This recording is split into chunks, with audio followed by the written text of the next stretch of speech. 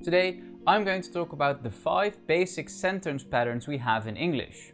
Now, as a disclaimer, these are not the only ways we can use these patterns, and sometimes we have different patterns, especially when we get different types of sentences. But for most of the declarative sentences, you can use one of these 5 basic structures. Don't forget, when you're doing sentence analysis, always try to find the most basic form and the easiest form to analyze the sentence in.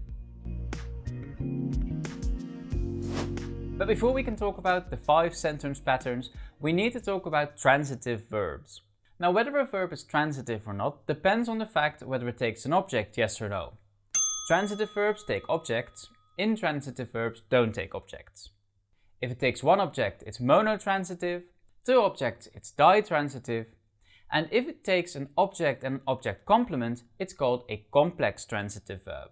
Sometimes a verb can be both transitive and intransitive, and we call these ambitransitive verbs. Now, within the ambitransitive verbs, we can also distinguish 2 other categories of verbs, but I'm not diving into that at the moment.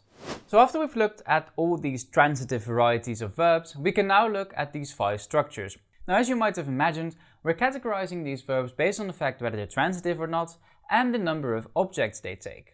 Now, the first structure we're looking at is one with an intransitive verb. And you can kind of remember this one as the running structure. Take for example the sentence, John is running. In this sentence, running is intransitive because it doesn't take an object. We can add extra information in adverbial, so we can get John is running fast or John is running home, but we don't add an object. And if we were to analyze this sentence, we have simply a subject and a verb phrase. Here's another example. My father sneezed loudly. Here we have a subject, my father, sneezed, verb phrase, and loudly, adverbial. Final example. The students walked towards the classroom.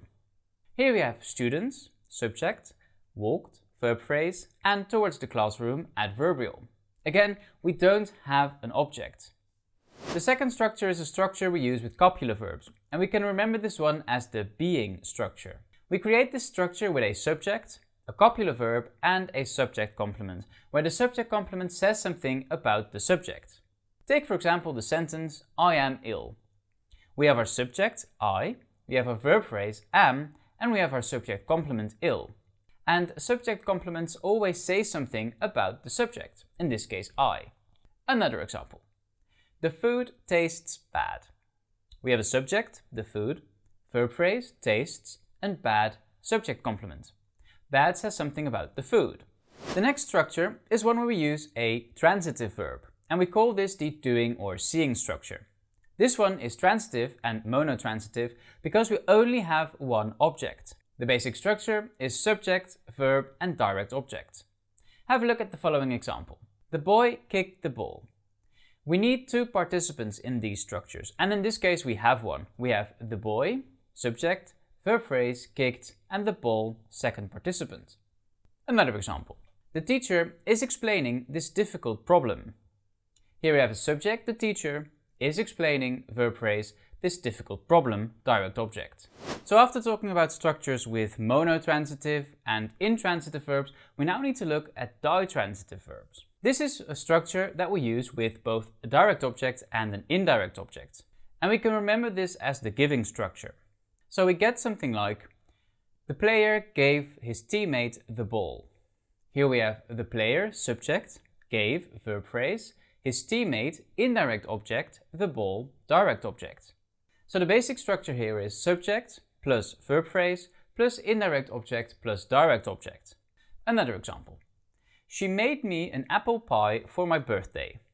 Here we have the subject, she, verb phrase, made, me, indirect object, an apple pie, direct object, and for my birthday as adverbial. For my birthday only adds extra information, and that makes it an adverbial. Now the final structure we're looking at is one with a complex transitive verb, and this is one where we have a making structure. The basic structure here is subject plus verb phrase plus direct object plus object complement, where the object complement says something about our direct object. Take the following example. They made Kamala Harris vice president. Here we have they, the subject, made, verb phrase, Kamala Harris, direct object, and vice president, our object complement, because it says something about Kamala Harris. A final example. The judge declared him guilty. Here we have the judge, subject, declared, verb phrase, him, direct object, and guilty object complement, because guilty says something about him. So these are the 5 basic structures we have. Let's have a look at some extra examples and try to figure out how we can analyze these sentences and which structure they follow. I told you to buy fruits. Here we have 3 participants, I, you, and fruits, which means that we have a ditransitive verb. So if we would analyze this, we would have I, subject, told, verb phrase, you, indirect object, and to buy fruit, direct object. This means that this is the giving structure. They played the game until they fell asleep. Here we have 2 participants, they and the game. So we get something like they, subject, played, verb phrase, the game, direct object, until they fell asleep, which is not something that says either anything about the subject or the direct object, which means that it's extra information. That means that until they fell asleep is the adverbial, and the structure we use is the doing structure.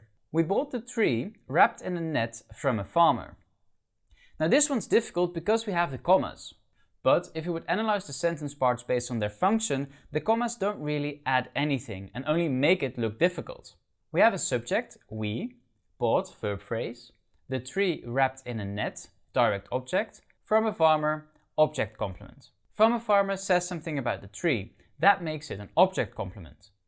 After some discussion, we decided not to go there. Now here we have a phrase in front of the main clause, and that makes it a bit more difficult.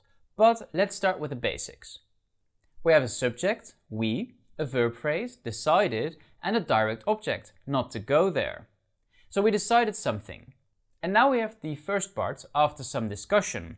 And because this only adds information and it's not very compulsory, we call this the adverbial. So, after some discussion is our adverbial. So those were the 5 basic structures we have in English when creating sentences. So use these structures when you're analyzing your sentences, and especially when you're trying to figure out how you can make these sentences as simple as possible. If you found this video useful, don't forget to give it a like. Leave something in the comments if it's helped you with your sentence analysis. Don't forget to subscribe. For now, thank you for watching, and I hope to see you in one of my next sentence analysis videos.